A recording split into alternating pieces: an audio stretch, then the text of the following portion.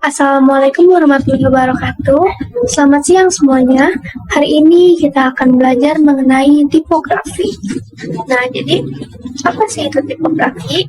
Sebelum cari tahu, kita akan mempelajari dulu sejarah dari tipografi. Nah, jadi tipografi itu pertama kali ditemukan sejak era pracetak. Nah, jadi perkembangan tipografi itu dimulai dengan ditemukannya ukiran dan lukisan yang dibuat oleh manusia di dinding gua yang jadi tempat mereka tinggal sejak 25.000 sebelum Masehi. Nah, hal ini tuh menjadi tonggak awal mulanya piktografi. Jadi piktografi itu merupakan tulisan tapi bentuknya itu berupa gambar. Jadi bukan teks tapi berupa gambar. Contohnya seperti ini. Nah, itu namanya piktografi. Jadi manusia pada masa itu bikin sebuah tulisan atau menceritakan tentang kehidupan mereka maupun sejarah di hidup mereka itu dengan menggunakan simbol gambar, berupa gambar. Tulisannya tuh berupa gambar karena waktu itu belum adanya huruf. Terus pada tahun 1800 sebelum Masehi, sekitar di daerah Cina itu ditemukan kaligrafi yang merupakan gabungan antara piktografi dan ideografi.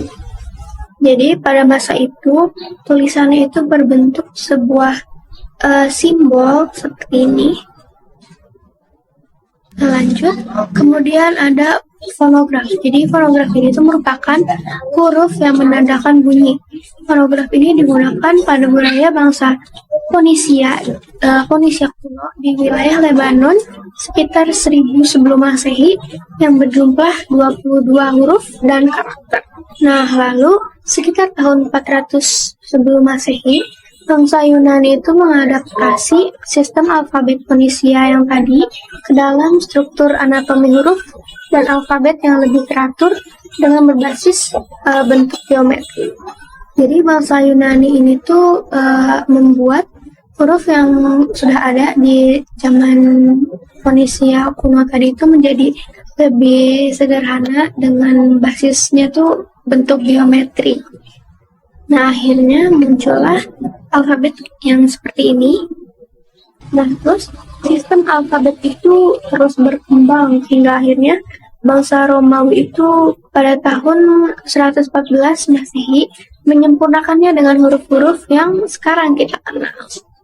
Nah, akhirnya pada masa ini tuh menjadi huruf tetaplah yang kita kenal sampai sekarang, kita gunakan sampai sekarang. Itu berasal dari bangsa Romawi. Oke, kita masuk ke tipografi era cetak.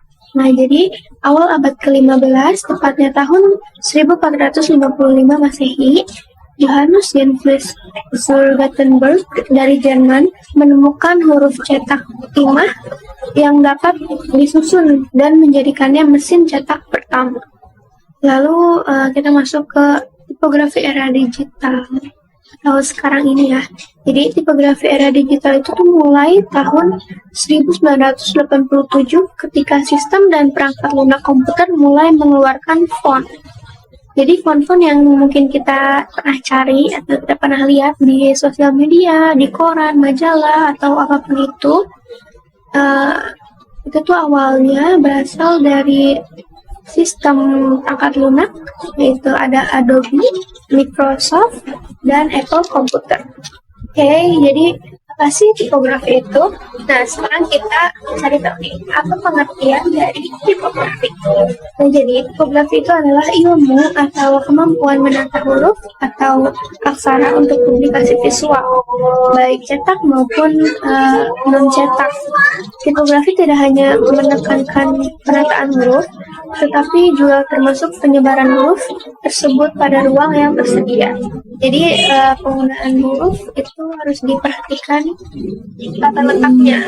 Contohnya kayak misalnya kita mau bikin poster, kita tuh harus memperhatikan mana tulisan yang harus menjadi highlight atau fokus utama, mana tulisan pendukung, dan mana tulisan yang informasi tambahannya gitu. Jadi biar enak dilihat juga hasilnya.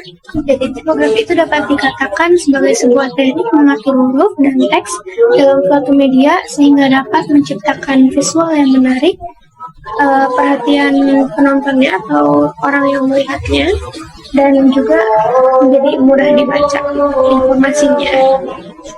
Jadi tentunya membuat tipografi itu harus memperhatikan prinsip-prinsip desain seperti kesatuan, keseimbangan, proporsi, irama, kontras, dan harmoni. Nah, dengan adanya prinsip-prinsip desain yang sudah kita pelajari sebelumnya, itu pasti akan sangat membantu kita dalam membuat poster yang menggunakan tipografi. Nah, sekarang kita masuk ke jenis-jenis tipografi. Jadi yang pertama itu ada serif. Nah, serif ini tuh ciri-cirinya adalah dia tuh punya kaki. Kayak contohnya di atas ini. Serif ini tuh sering digunakan untuk keperluan formal ya, lebih cocok untuk hal-hal yang formal. Misalnya ketika kita bikin makalah, nah itu saya menggunakan font jenis serif, yaitu misalnya Times New Roman. Lalu selain serif juga ada sans serif. Nah, sans serif itu kebalikannya serif aja. Sans serif itu nggak punya kaki, jadi polosan kayak gini. Sans serif ini tuh sering dipakai untuk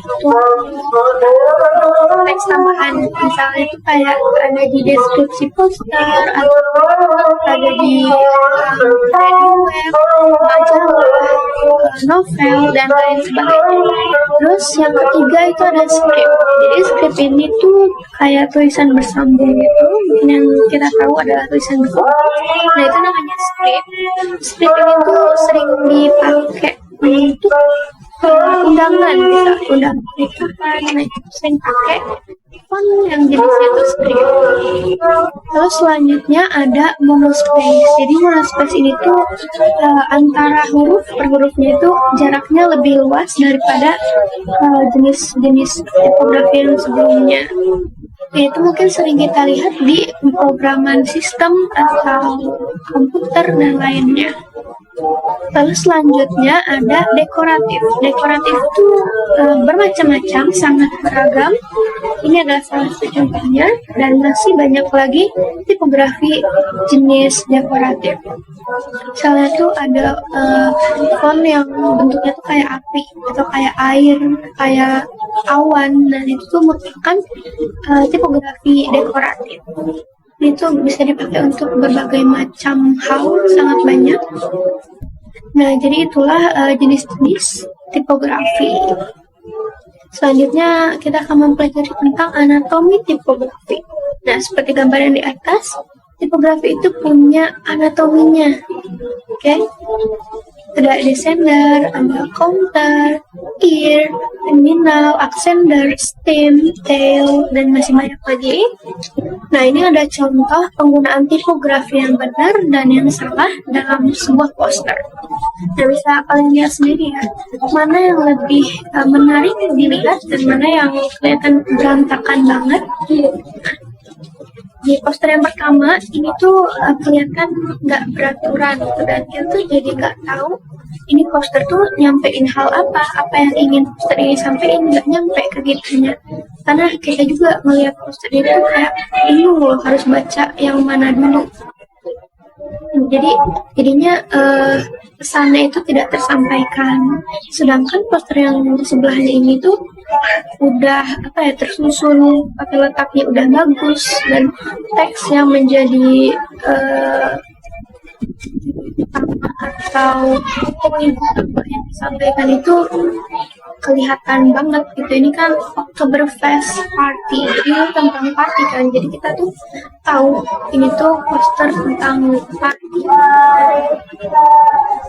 Dan penyusunan hari tanggal itu udah bagus banget, kita juga jadi nggak pusing bacanya, dan pesan yang poster disampaikan tuh jadi benar-benar tersampaikan ke kitanya juga gitu.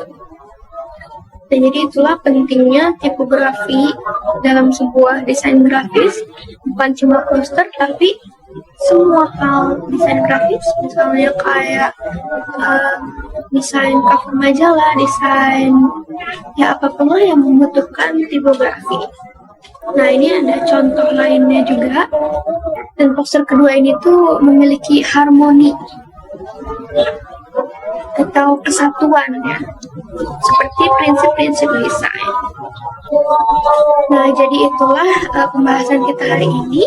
Semoga kalian mengerti apa yang disampaikan barusan.